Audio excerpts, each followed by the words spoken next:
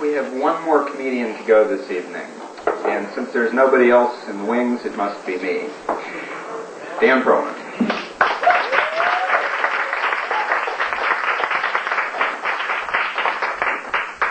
If I was to come up with one word to describe myself to you, stud is not the word that comes to mind. I wish it were. I'm trying hard. I've laid in a supply of condoms. I used condoms a lot in college. I loved to fill them up with water and throw them out my dorm room window. But now I'm told you're supposed to wear them. They come in colors, you know. I have 5 boxes of jungle green. But green makes me look pale. I have 3 dozen flame red. A little too flashy. I go with steel blue. I think that says it all.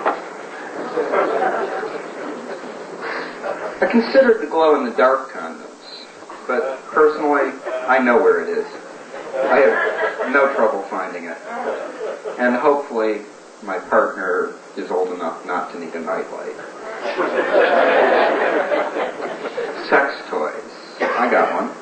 I've been practicing with it. I had a date the other night. After a little while, I noticed that my date seemed to be getting a little bored, so I got out the toy. I turned it on. It started to hum. It started to vibrate. It started to move. My date took one look and stopped yawning. Things were starting to get pretty hot. The toy stopped. It's 2 o'clock in the morning. I need 8 D cells. I find 2 in an old flashlight under the kitchen sink. I tape together 4 double A's from my Walkman. I get a 9-volt battery out of an old transistor radio and take the backup batteries out of my roommate's alarm clock. And just to make sure, I wire the whole thing directly to the fuse box. I turn it on. It starts to hum. Starts to vibrate.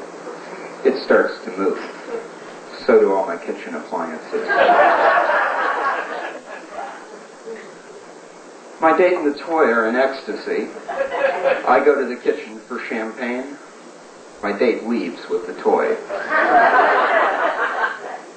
I never thought I'd be thrown over for a small electric appliance.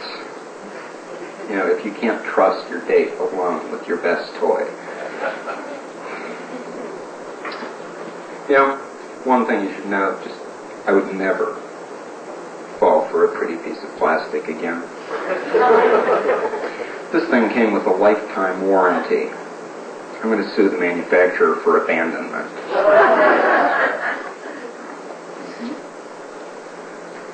So, no body that'll keep a date around. I decide it's time to do something about it. We live in an age of bodybuilders, an age where our role models are Arnold Schwarzenegger, Dolph Lundgren, Cher.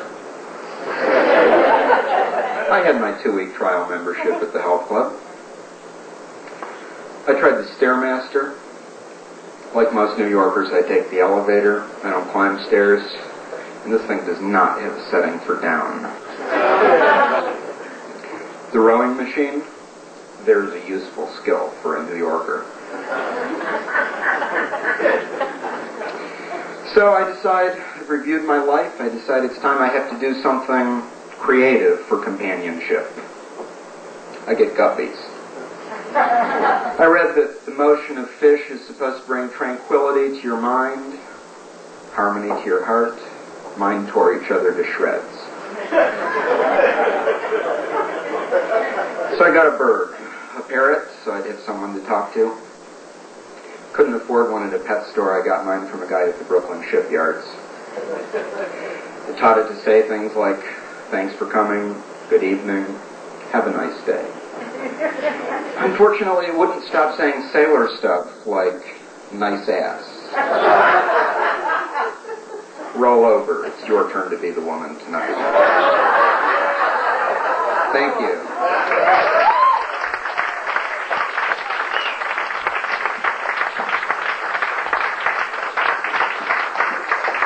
enjoyed what we've seen tonight, you're welcome to join us. Many of us were sitting out there just a few short months ago. I'd like to thank Don't Tell Mama for providing us a place to perform. I'd like to thank Bobby on lights and sound. And I'd like to thank our manager, without whose wit and whip you would have just watched an empty stage for an hour and a half, Steve Rosenfield.